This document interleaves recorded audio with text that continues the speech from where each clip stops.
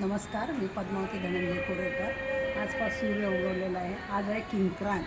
गावाकडे किंक्रांतीला काहीही झाड लोट साफसफाई करत नसतात, आंघोळसुद्धा करत नाही. प्रथम करायची सूर्याची पूजा आणि हे पाहा रथसप्तमीपर्यंत याची रोज पूजा करायची असेल तर तो आपली ऊर्जा आहे, तो आहे म्हणून आपण आहे. आणि त्या सूर्याच्या साक्षीनं आज 15 जानेवारी 2026 मी 2 जास्वंदीची रोपं आणलेली आहेत पहा. आणि त्या रोपांची मला लागवड करायची आहे. नर्सरीतूनच आणलेली आहेत विकत. कुंडी कशी भरावी हा आम्हाला कार्यानुभव असायचा.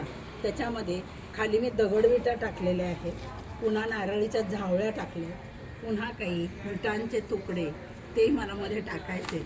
आणि हे रोप जे आणले मी आज ते एक लावणार आहे त्याच्यामध्ये पिवळ्या गुलाबाचं. कुंडी कशी भरावी याच्यासाठी मी दाखवलेली पहा.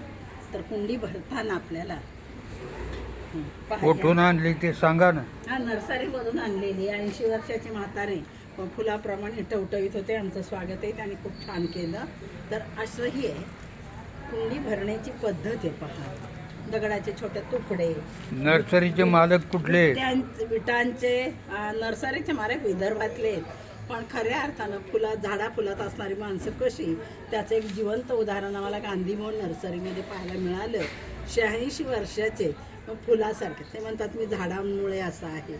तर पहा हे भरताना अशा प्रकारची कुंडी भरली. नारळाच्या झावळ्या, विटाचे तुकडे, दगडाचे तुकडे, थोडीशी रेती भरली की फुलं छान लागतात. माझी ती जास्वंद खूप छान लागली.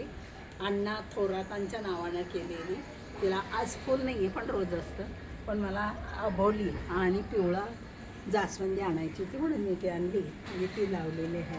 तर चला, किंक्रांत म्हणजे संक्रांतीला संक्रासुराचा वध केलेला होता महादेवी म्हणजे आदिमायानी, आणि नंतर दुसऱ्या दिवशी किंक्रासुराचा केला म्हणून किंक्रांत. आणि म्हणूनच सडा सारवण वगैरे काही करत नाही. गावाकडे शेणपाणीसुद्धा करत नाहीत. आजचा दिवस गावाकडच्या शेतकरी महिलांना आरामाचाच असतो. शेतात सुद्धा जात नाहीत. अशी ही किंक्रांत. धन्यवाद.